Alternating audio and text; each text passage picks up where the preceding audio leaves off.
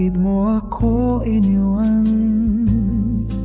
Sabi mo, mahal mo ako.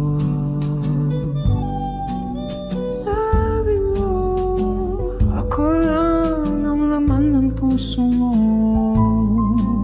Sabi mo, ako ang first love mo.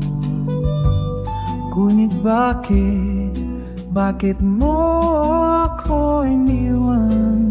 Sa Facebook, sa YouTube, sa TikTok, parang ikaw at ako ang bida. Pero sa tunay na buhay, iniwan mo ako sa gitna ng dilim.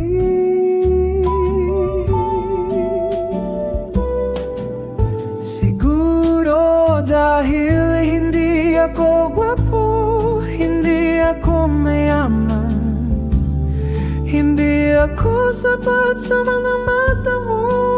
Pero ako si Juicer Paul at Toteon.